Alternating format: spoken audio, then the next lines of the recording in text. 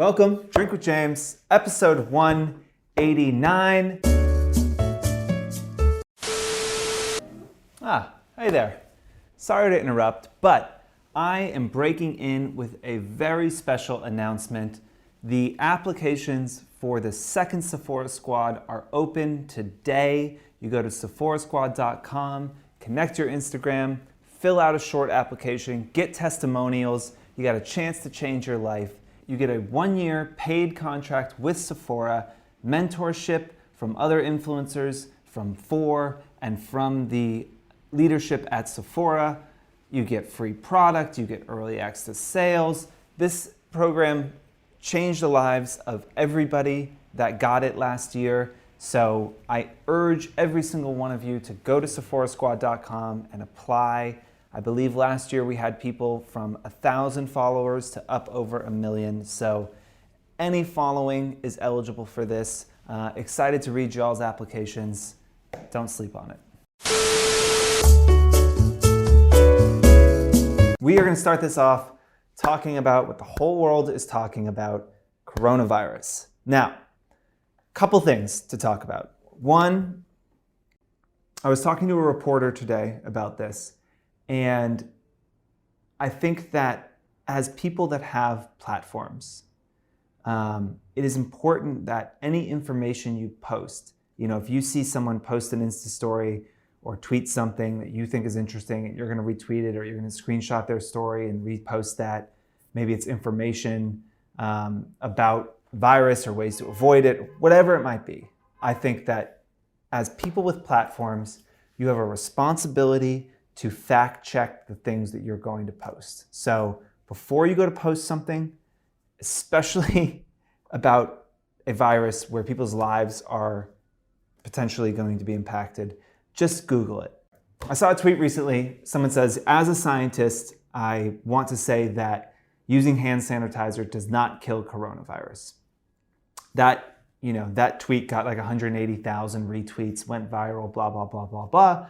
Bunch of other doctors jumped in and were like, this is 100% false. This is total bullshit. While hand sanitizer is not as effective at cleaning your hands as soap and water, it is effective, especially if you are not near a sink. And disinformation is especially damaging during a health crisis. And here's the thing, with coronavirus or any crisis that you're in, right? Like everybody's anxieties are heightened and everybody is like thinking about this or focused on it in some way. And so you have people that believe it is worse than is being reported. And if you publish any information that supports that worldview, they're going to latch onto it and spread it, even if it's not true. And there are people that believe that this is not as bad as people are saying. And if you publish any information, untrue or true, that supports that worldview, they will spread it.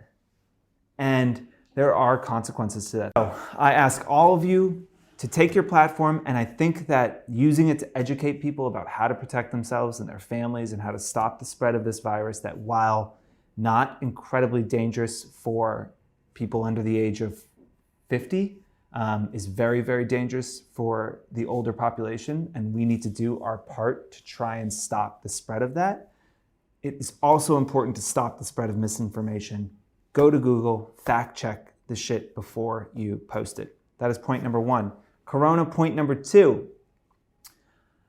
If you have a brand trip coming up and you don't feel comfortable attending, if you have a deal with a brand where you're supposed to go to an event and you don't feel comfortable, reach out early and let them know. A number of our clients are postponing campaigns that we have booked with them because they don't have product or because they involve an event portion that they don't feel comfortable going through with right now. Again, everyone's going to be understanding right now, but the sooner it gets to the date of that activation, the harder it is for them to change their plans. So if you're feeling anxious, reach out today, deal with it. Hit pause, email them, come back, and hit play again. Just take care of it right now. Okay. Corona talk is over. We are now going to talk about the Kardashians, because why the fuck not?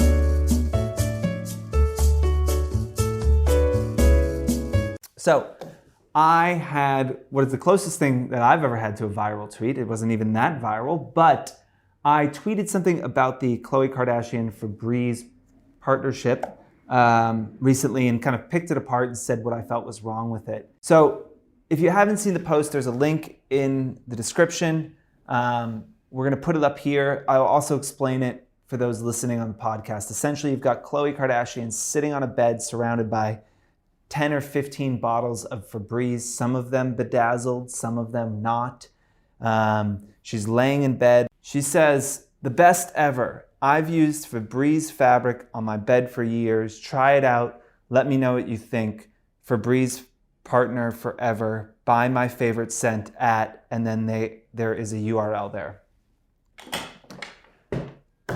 I saw this post and I was shocked at how bad it was. You can see my analysis on Twitter. Again, I'll put a link to the tweet, but I kind of just pick it apart. But there's kind of three main takeaways, I think, from this post that hopefully y'all can learn. So number one, authenticity gap. What is an authenticity gap? Good question. I just made it up last week.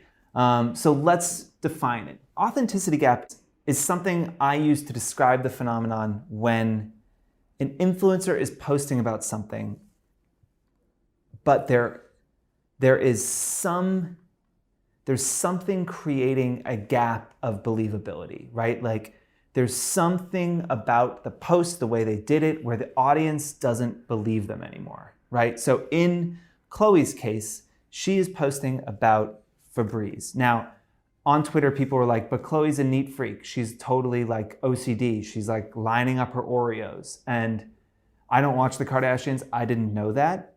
But she also has generational wealth and she definitely has a full-time staff taking care of her house. There is no way she's cleaning her house. No way, right? And so like as a person whose children's children are going to be living off of her money, she has to fill that authenticity gap. She has to tell a story that allows me to believe what she is selling. Because when a multi-millionaire tells me that they love Febreze, I say, fuck you, you're lying to me, right? Like, I don't believe you. And this post went viral because it was so unbelievable, because nobody believes she uses Febreze. Now, they could have told that story authentically, potentially. She could have talked about how OCD she was, but they didn't, right? And so they left this gap, and the audience was here and the post is here, and in between that is like disbelief. And if you don't do anything to address the authenticity gap, it makes it impossible for the post to be successful. And as you think about that in your own work, right? I don't think your authenticity gap is going to be as large as Khloe Kardashian's. But if you think about some of the partnerships you've done that are a little less endemic to your feed, that are a little harder to make feel authentic, that's what you're feeling. You're feeling that authenticity gap, you know? Even if you're a fashion influencer and you've never talked about beauty and you're doing your first beauty post, you don't have the same authenticity and beauty that you do in fashion. And so there is an authenticity gap there, and you have to fill it with a story, you know? You have to address it in some way. You know, we say this sometimes when people are doing campaigns for things that you would never talk about on social otherwise. I've seen like NyQuil do a bunch of advertising. Look, I love Dayquil and NyQuil. I take it when I feel sick, right? But if money didn't exist and sponsored posts didn't exist, nobody would do a in-feed post on Dayquil. That would literally never happen, right? And so when you do that post, you have to work harder because there's instantly an authenticity gap because people know you got paid, right? And so you have to tell a good story. I've seen influencers do it well and use their stories to bridge that gap, and I've seen them just ignore it and say like, when I'm feeling down, I grab a Dayquil so I can attack my day. Like, fuck, what the fuck? Like that is so bad, right? And that feeling that you get, that knee-jerk, like snapback, like, oh, what is that? That's an authenticity gap, and you have to address it. Look, audiences know that you're advertising to them. They know these are sponsored posts, but I think you have to work harder when that post doesn't feel natural. And again, as we said, connect a personal story to it, or make sure you're using, like, you use the product and you're thinking as you use the product, what's the story I'm going to tell here? How am I going to make this make sense? Because again, if you're a beauty blogger and you're posting about beauty, you have no authenticity gap. You don't have to work as hard to make that make sense. But when you are throwing something at your audience that they didn't sign up for, they didn't sign up to be advertised, like to have Dayquil advertised to them, right? So you have to work harder to make sure it provides them value. Point number 2, tone matching. So there was another way that Khloe could have bridged the authenticity gap, and that was by going completely ridiculous, right? By acknowledging the authenticity gap and actually shining a light on it, right? So part of my problem with her post was that the photo seemed like it was kind of tongue-in-cheek. She was sitting in her bed. There was 15 bottles of Febreze. Some of them were bedazzled, which is completely ridiculous. And it felt like for a second that like they were going to try and just go over the top and make it funny. But then the caption was like serious and wasn't tongue-in-cheek and funny. I do think if that authenticity gap exists, you can address it. You know, you can address it by being funny and being over the top with things, you know? You can ask the makers of Dayquil, hey, could I potentially get into a bathtub full of Dayquil? They will say no, obviously, because they don't want people like ODing on Dayquil. But you can address it by being ridiculous, you know? What you might actually do is like put makeup on to make yourself look like absolute shit, like you're the sickest you've ever been in your life. And then like you pop a Dayquil and like snap your fingers and like the makeup changes and you're like back to like being chic and beautiful in like a gown, right? That is a way to address the authenticity gap with humor that points at, this is an advertisement, and it's an advertisement that doesn't totally make sense. Dayquil is a great product. There's ways to talk about it, but you have to make sure the tone of the image or the video that you're creating matches the caption. And you can't have a kind of tongue-in-cheek photo but a serious caption. And when that tone doesn't match, it also creates that feeling of like, oh, this isn't right, and it doesn't feel natural, it doesn't feel authentic, and it doesn't work.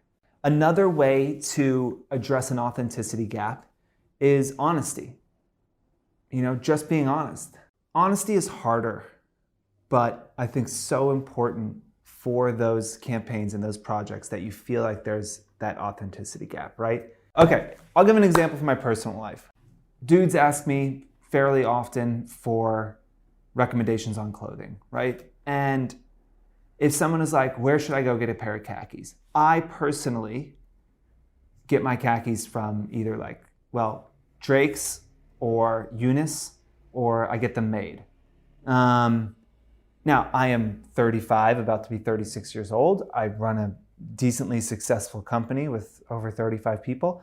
I don't need to shop at Uniqlo anymore, and I really don't shop at Uniqlo anymore. But for a lot of guys that just need a pair of khakis, I am like, go to Uniqlo. They're amazing. They're like $49 or something, right? So if I was doing a sponsored post, I feel like, and my whole thing was expensive menswear. And then one day I just posted Uniqlo and I was like, my favorite khakis. Everyone would be like, those aren't your favorite khakis. I know that. I've been following you for years. You only wear Eunice khakis. So why are you saying that you love, you love Uniqlo khakis? But if you bring honesty into it and say, look, when I moved to New York and I was building a wardrobe on $35,000 a year, Uniqlo was a godsend. You know, I could go in, I could get jeans, I could get a dress shirt, I could get a blazer. Like my first suit was Uniqlo. Like Uniqlo was huge for me growing up.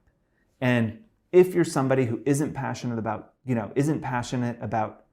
high-end menswear, and you want a quality, well-fitting pair of khakis, like I would go to Uniqlo every day. You know, do I personally shop there? No, but like that is absolutely my suggestion, because for most people, the shit that I'm into now, it's more of like a hobby than a necessity. And so if I was able to bring that honesty in and tell a story about growing up more in New York and wanting to look good and wanting a place I could go that wouldn't break the bank, that had well-made clothes that fit well, Uniqlo is perfect, right? But if I try and pretend like all of a sudden I'm back to wearing $39 khakis, everybody's gonna be like, you're full of shit, right? And then once again, that authenticity gap opens and people don't believe you. I think another example I've used before is all the influencers that use La Mer and La Prairie and all this insanely expensive skincare, and then all of a sudden they're saying how they love Olay. It's the best moisturizer they've ever used. Now, Olay is a good product, and we'd love to work with you, Olay. But I also think you have to address the elephant in the room, which is you use $220 moisturizer every day, right? But there's so few people that can afford to do that. So using Olay for a month, making the switch and saying, honestly, like, this is an incredible product, and for the price, this is the best moisturizer on earth, I think is so much more authentic than all of the sudden pretending like you're not somebody that uses La Mer every day. And I would push your brand partners to allow honesty into the conversation, because the only way influencer marketing works is honesty. You know, relationships are built on trust. The relationship with your audience is built on trust that they have in you, that you're telling the truth. And if you stop telling them the truth and you lose that trust, you lose your ability to sell things to them, and you lose your ability to make a living in this industry. So in closing, if you're feeling weird or uncomfortable about a sponsored post, it is probably because an authenticity gap exists, and think about the ways to bridge that gap and make sure that you deliver a piece of content and a piece of content for your audience that is entertaining, educational, inspirational, and a piece of content for your brand partners that is actually going to move the needle and get people to care about their product. That is all for today.